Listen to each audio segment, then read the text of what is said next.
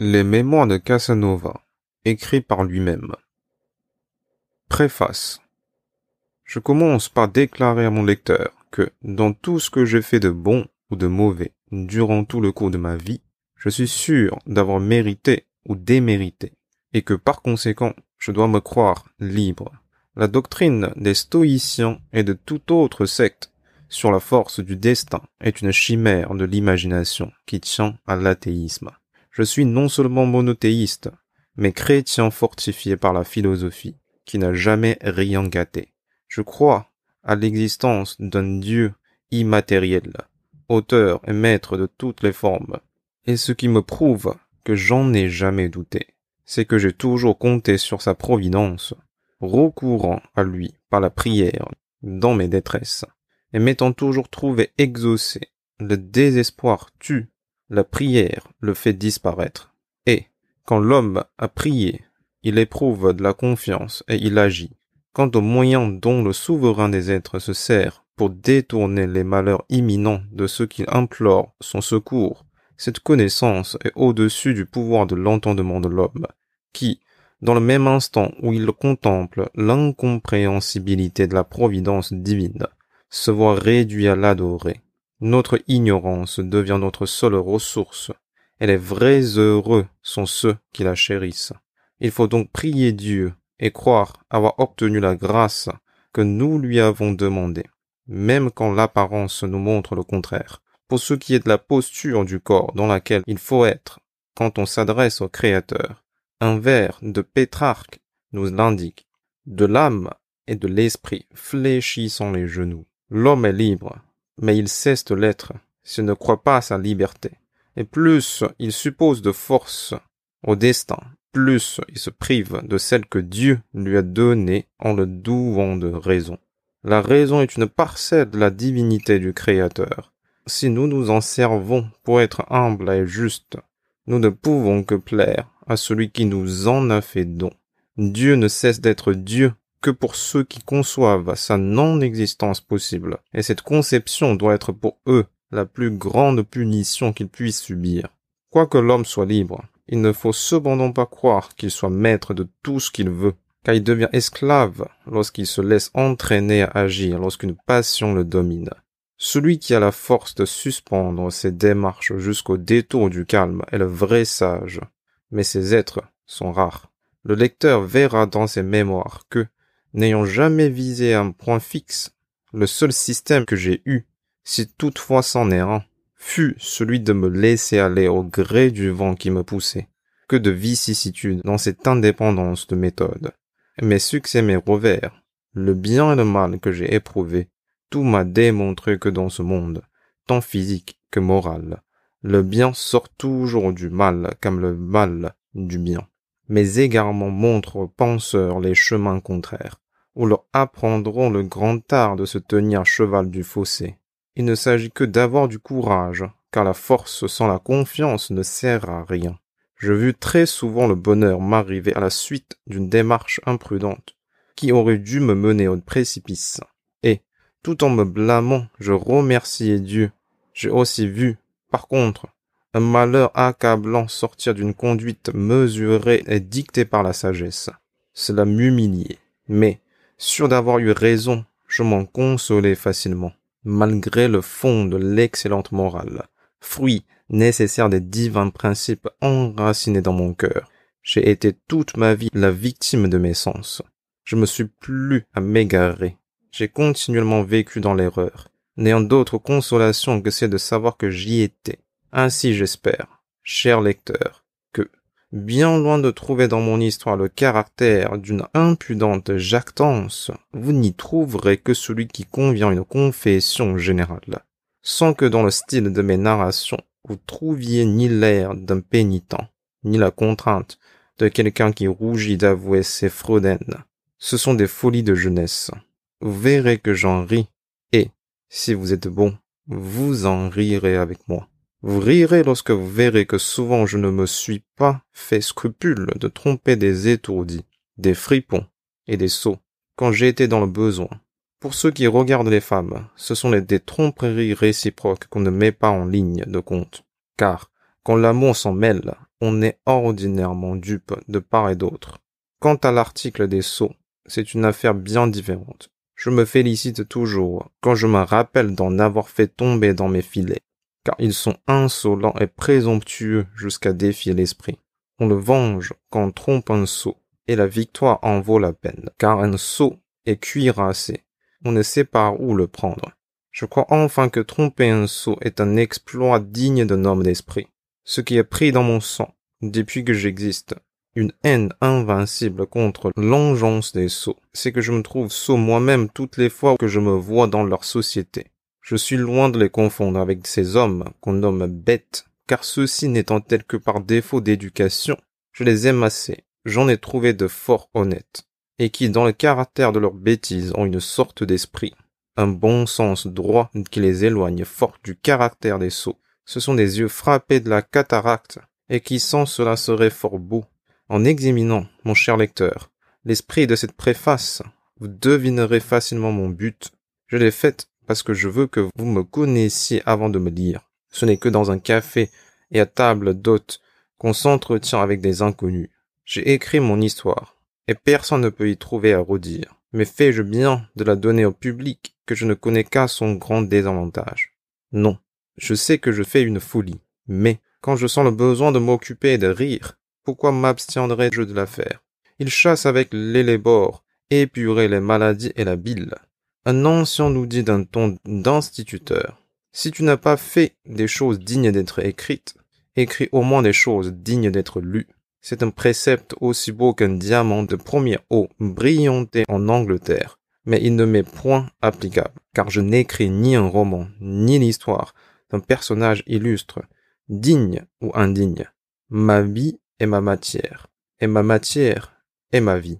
Ayant vécu sans jamais penser que l'envie pût un jour me venir de l'écrire, elle aura peut-être un caractère intéressant qu'elle n'aurait pas, sans doute, si j'avais vécu dans l'intention de l'écrire dans mes vieux ans, et, qui plus est, de la publier.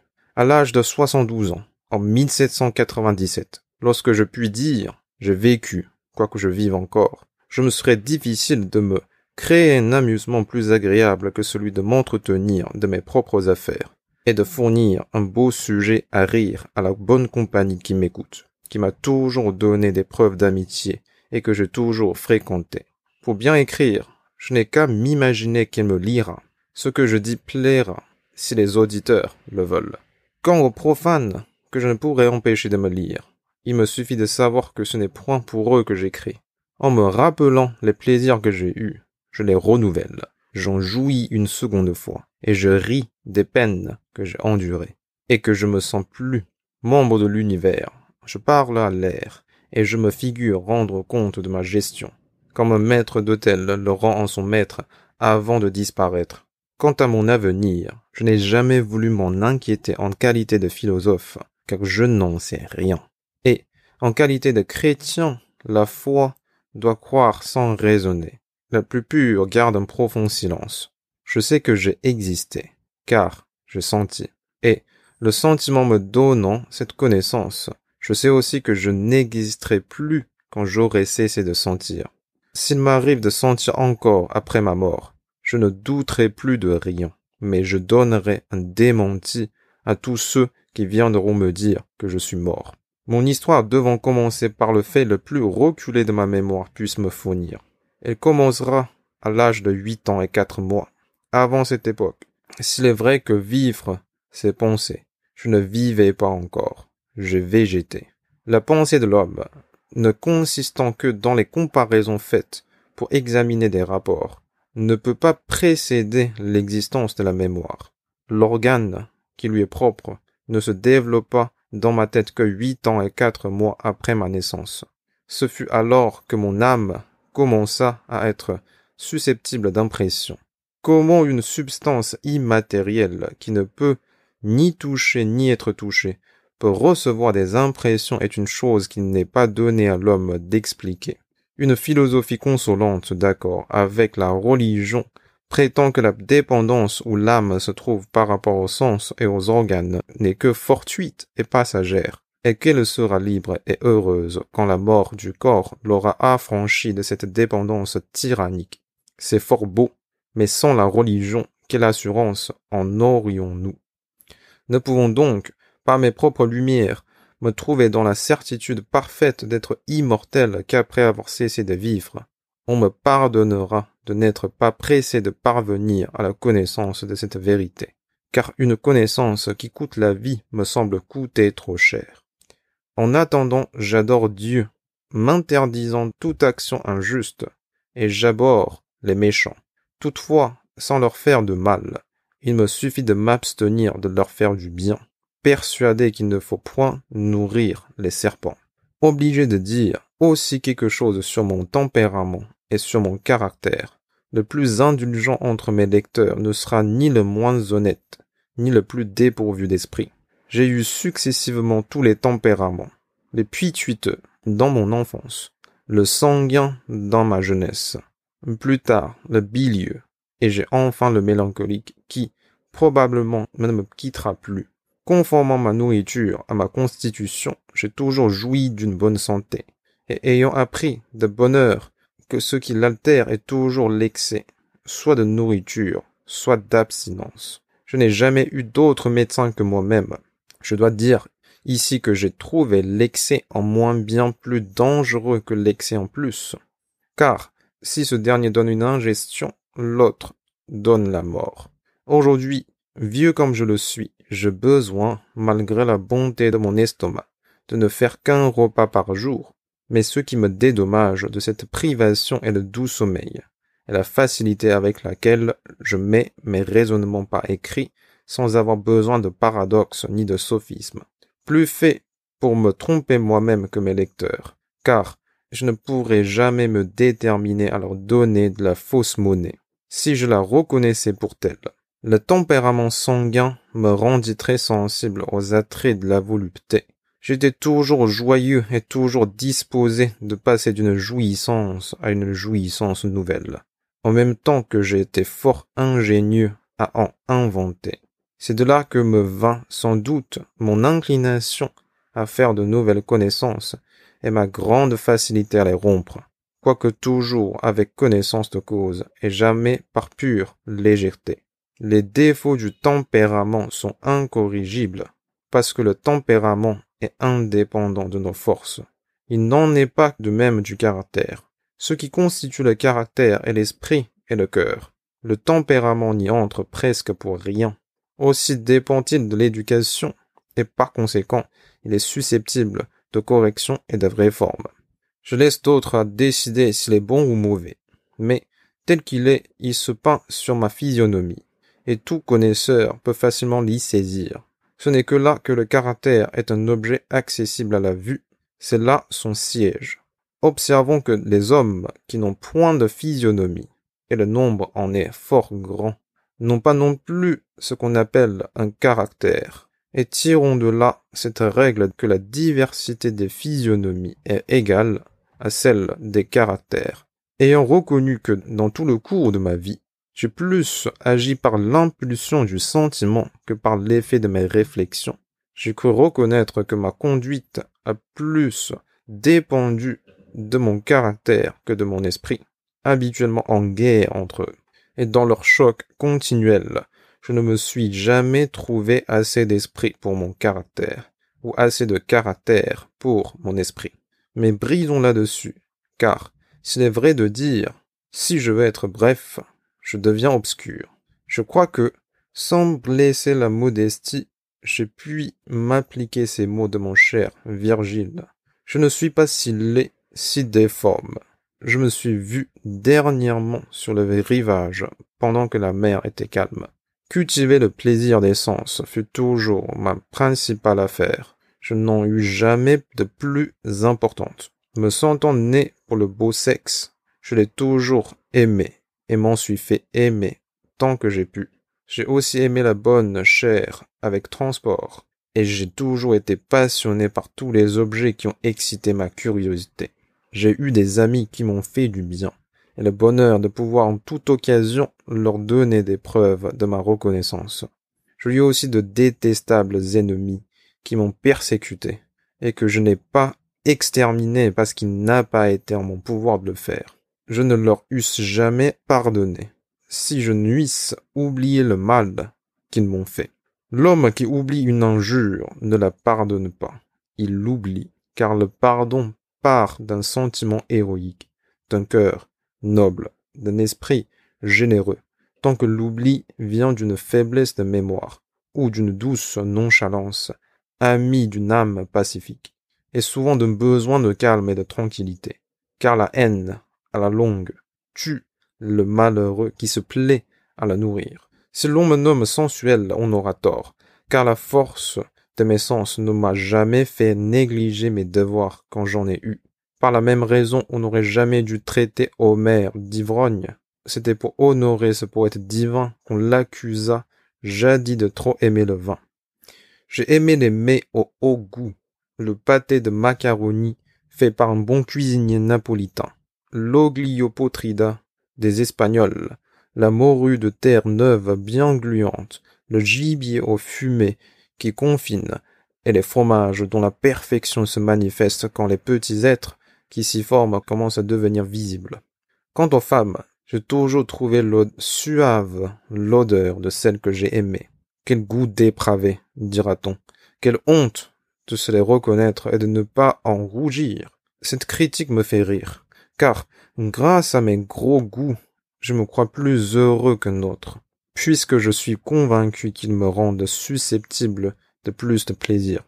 Heureux ceux qui, sans nuire à personne, savent s'en procurer, et insensés ceux qui s'imaginent que le grand être puisse jouir des douleurs, des peines et des abstinences qu'il lui offre en sacrifice, et qui ne chérissent que les extravagants qui se les imposent. Dieu ne peut exiger de ces créatures que l'exercice des vertus dont il a placé les germes dans leur âme, et il ne nous a rien donné qu'à dessein de nous rendre heureux. Amour propre, ambition d'éloge, sentiment d'émulation, force, courage, et un pouvoir dont rien ne peut nous priver. C'est celui de nous tuer. Si, après un calcul juste ou faux, nous avons le malheur d'y trouver notre compte, c'est la plus forte preuve que notre liberté morale, que le sophisme a tant combattu. Cette faculté cependant est en horreur à toute la nature, et c'est avec raison que toutes les religions doivent la proscrire. Un prétendu esprit fort me dit un jour que je ne pouvais me dire philosophe et admettre la révélation. Mais si nous n'en doutons pas en physique, pourquoi ne l'admettions-nous pas en matière de religion? Il ne s'agit que de la forme. L'esprit parle à l'esprit et non pas aux oreilles. Le principe de tout ce que nous savons ne peuvent qu'avoir été révélés à ceux qui nous les ont communiqués par le grand et suprême principe qui les contient tous. L'abeille qui fait sa ruche, l'hirondelle qui fait son nid, la fourmi qui construit sa cave et l'araignée qui ourdit sa toile, n'auraient jamais rien fait sans une révélation préalable et éternelle. Ou nous devons croire que la chose est ainsi, ou convenir que la matière pense. Mais comme nous n'osons pas faire tant d'horreur à la matière, tenons-nous-en à la révélation. Ce grand philosophe, qui, après avoir étudié la nature, crut pouvoir chanter victoire en la reconnaissant pour Dieu, mourut trop tôt. S'il avait vécu quelque temps de plus, il serait allé beaucoup plus loin et son voyage n'aurait pas été long, car, se trouvant dans son auteur, il n'aurait plus pu le nier. Nous nous mouvons et nous existons en lui. Il l'aurait trouvé inconcevable et ne s'en serait plus inquiété. Dieu, grand principe de tous les principes, qui n'eut jamais de principe, pourrait-il lui-même se concevoir, si pour cela il aurait besoin de connaître son propre principe? Oh, heureuse ignorance! Spinoza, le vertueux Spinoza, mourut avant de parvenir à la posséder. Il serait mort savant et en droit de prétendre à la récompense de ses vertus, s'il avait supposé son âme immortelle. Il est faux qu'une prétention de récompense ne convienne pas à la véritable vertu, et qu'elle porte atteinte à sa pureté, car tout au contraire, elle sert à la soutenir. L'homme étant trop faible pour vouloir n'être vertueux que pour se plaire à lui seul. Je tiens pour fabuleux cet Amphiaros qui voulait être bon plutôt que le paraître. Je crois enfin qu'il y a point d'honnête homme au monde sans quelque prétention, et je vais parler de la mienne. Je prétends à l'amitié, à l'estime et à la reconnaissance de mes lecteurs, à leur reconnaissance. Si la lecture de mes mémoires les instruit, leur fait plaisir, à leur estime, si, me rendant justice, ils me trouvent plus de qualité que de défaut, et à leur amitié, dès qu'ils m'en auront trouvé digne, par la franchise et la bonne foi avec lesquelles je me livre à leur jugement, sans nul déguisement, et tel que je suis, ils trouveront que j'ai toujours aimé la vérité, avec tant de passion, que souvent j'ai commencé par mentir afin de parvenir à la faire entrer dans des têtes qui n'en connaissaient pas les charmes. Ils ne m'en voudront pas lorsqu'ils me verront vider la bourse de mes amis pour fournir à mes caprices, car ces amis avaient des projets chimériques, et en faisant espérer la réussite, j'espérais moi-même de les en guérir en les désabusant. Je les trompais pour les rendre sages, et je me croyais pas coupable, car je n'agissais point par esprit d'avarice. J'employais à payer mes plaisirs des sommes destinées à parvenir à des possessions que la nature rend impossibles. Je me croirais coupable si aujourd'hui je me trouvais riche, mais je n'ai rien. J'ai tout jeté, et cela me console et me justifie. C'est un argent destiné à des folies. Je n'en ai point détourné l'usage en le faisant servir aux miennes. Si, dans l'espoir que j'ai de plaire, je me trompais, j'avoue que j'en serais affâché, mais non pas assez pour me repentir d'avoir écrit, car rien ne pourra faire que je ne me sois pas amusé. Cruel ennui, ce ne peut être que par oubli que les auteurs des peines de l'enfer ne t'y ont point placé. Je dois avouer cependant que je ne puis me défendre de la crainte des sifflets. Elle est trop naturelle pour que j'ose me vanter d'y être insensible, et je suis bien loin de me consoler par l'idée que lorsque ces mémoires paraîtront, j'aurai cessé de vivre. Je ne puis penser sans horreur à contracter quelques obligations avec la mort, que je déteste, car, heureuse ou malheureuse, la vie est le seul bien que l'homme possède, et ceux qui l'aiment pas n'en sont pas dignes. Si on lui préfère l'honneur, c'est parce que l'infamie l'a flétri. Et si, dans l'alternative, il arrive parfois qu'on se tue, la philosophie doit se taire.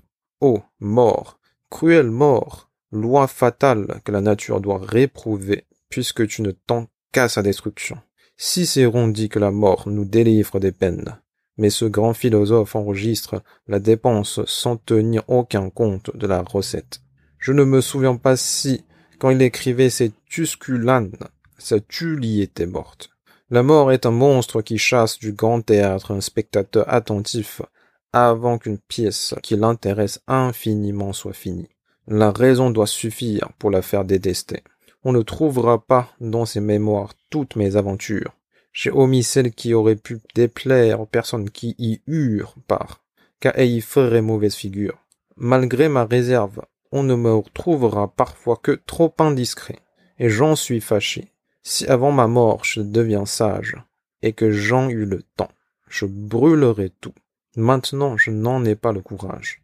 Si quelquefois on trouve que je peins certaines pièces amoureuses avec trop de détails, qu'on se garde de me blâmer, à moins qu'on me trouve un mauvais peintre, puisqu'on ne saurait faire un reproche à ma vieille âme de ne savoir plus jouir que par réminiscence. La vertu, au reste, pourrait sauter tous les tableaux dont elle serait blessée. C'est un avis que je crois devoir lui donner ici. Tant pis pour ceux qui ne liront pas ma préface. Ce ne sera point ma faute, car chacun doit savoir qu'une préface est à un ouvrage ce que l'affiche est à une comédie.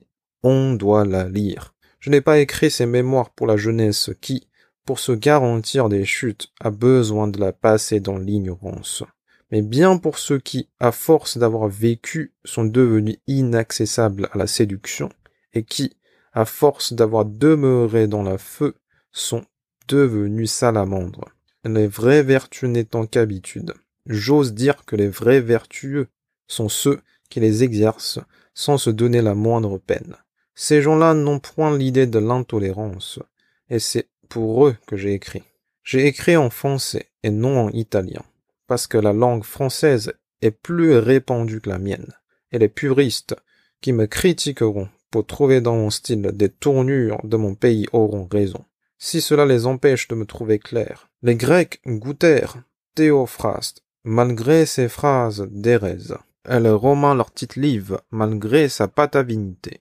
Si j'intéresse, je puis, ce me semble, aspirer à la même indulgence. Toute l'Italie, au reste, goûte Algorotti, quoique son style soit pétri de gallicisme.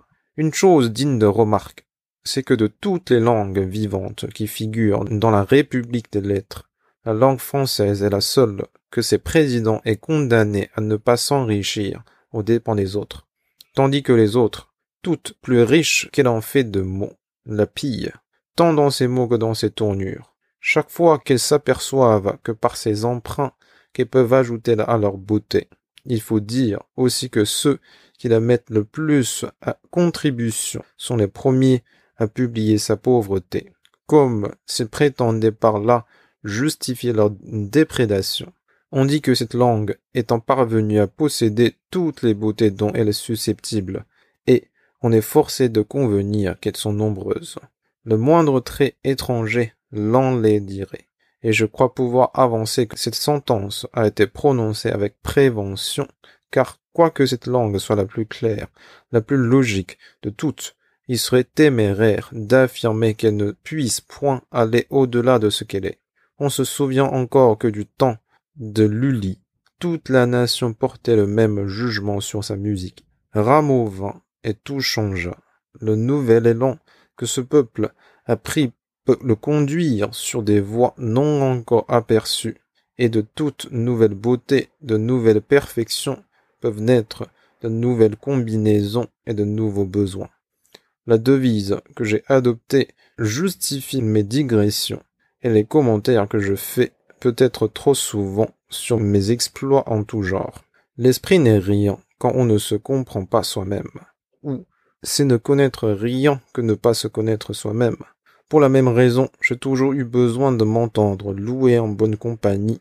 L'auditeur excite le zèle, la louange accroît la vertu, et la gloire est un puissant aiguillon. J'aurais volontiers étalé ici le fier axiome. On est toujours l'artisan de son propre malheur. Si je nuisse craindre de choquer le nombre immense de ceux qui, dans tout ce qui leur va de travers, ont l'habitude de s'écrier. Ce n'est pas ma faute. Il faut leur laisser cette petite consolation, car sans ce refuge, ils finiraient par se haïr eux-mêmes. Et la haine de soi mène souvent à l'idée funeste de se donner la mort. Pour ceux qui me regardent, comme j'aime à me reconnaître toujours pour la cause principale du bien ou du mal qui m'arrive, je me suis toujours vu avec plaisir en état d'être mon propre élève et en devoir d'aimer mon précepteur.